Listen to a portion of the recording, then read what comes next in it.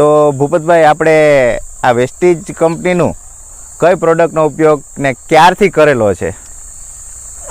આ પ્લોટમાં 1 એકરનો પ્લોટ છે આ બાજરાનો. એમાં પાયાના ખાતર તરીકે દાણાદાર ખાતર વેસ્ટીજનું હુમિક નાખેલ છે 1 બેગ, 1.5 વીઘાએ. પછી 2 વખત એગ્રી 82 અને એગ્રી હુમિક પાયેલું છે ને 2 વખત એગ્રી હુમિક અને એગ્રી 82 છાંટેલું છે. બસ બીજી કોઈ પણ જાતની સારવાર આ બાજરામાં બીજી પ્રોડક્ટનો કરેલો નથી. પેસ્ટિસાઇડ કે દવા, જંતુનાશક દવાનો ઉપયોગ આ પ્લોટમાં કરેલો નથી, બિલકુલ કરેલો નથી. તો તમને આનું રિઝલ્ટ કેવું દેખાય છે ભૂપતભાઈ? સરસ, એકદમ સરસ રિઝલ્ટ આનું આવેલું છે. બાજરાના છોડની ઊંચાઈ 7 ફૂટ છે. ડુંડાની લંબાઈ 15 થી 18 ઇંચ સુધીના છે ડુંડા. આ તમે જોઈ શકો છો, આ 18 ઇંચનું ડુંડું છે. હા, જુઓ તમે, આ એકદમ ભરાવદાર અને મોટો દાણો છે બાજરાના ડુંડામાં. જુઓ, આ પ્લોટમાં એવું છે. આપ જોઈ શકો છો કે આ બાજરાનું રિઝલ્ટ કેટલું બધું સરસ રિઝલ્ટ છે. જુઓ હર્ષ, અહીંયા બતાવો તો બેટા. જો આ બાજરાના, તો આમાં ભૂપતભાઈ આપણે કેટલો બાજરો થવાની શક્યતા છે?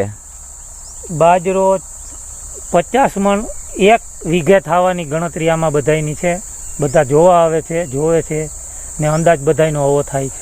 તો આજુબાજુવાળાનું શું કહેવાનું છે કે આપણી પ્રોડક્ટનો ઉપયોગ આ તમે કર્યો, એનાથી તમને આ જે રિઝલ્ટ મળ્યું છે, તો ભવિષ્યમાં આ પ્રોડક્ટનો ઉપયોગ કરાય કે ન કરાય? આ પ્રોડક્ટથી એક તો ખર્ચો ઓછો આવે છે ને ઉત્પાદન વધારે અને ક્વોલિટી સારી થાય છે. મારે 2 વર્ષથી હું આ ખેતરમાં વેસ્ટેજ પ્રોડક્ટનો ઉપયોગ કરું છું, વિપુલભાઈ પોબાણીની દેખરેખ નીચે. બાજુમાં મારું બીજું મોટું ખેતર છે, ત્યાં અત્યારે તલ છે, એમાં એ જ મેં વેસ્ટેજ પ્રોડક્ટનો જ ઉપયોગ કરેલો છે. ને બધાનું કહેવું એવું થાય છે કે આ એકદમ નબળી જમીનમાં જો આ ઉત્પાદન કરી શકતું હોય આ પ્રોડક્ટ, તો સારી જમીનમાં અને આનું રિઝલ્ટ સરસ આવશે ને આનો ઉપયોગ કરાય.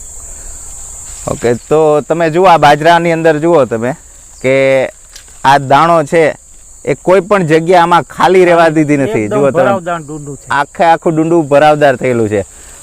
17 થી 18 ઇંચના ડુંડા છે એ બધા. જુઓ તમે, એક પણ ડુંડામાં કોઈ પણ જગ્યા ખાલી રહી નથી. આ વેસ્ટેજ પ્રોડક્ટની તાકાત છે. Okay, thank you, wish you wealth.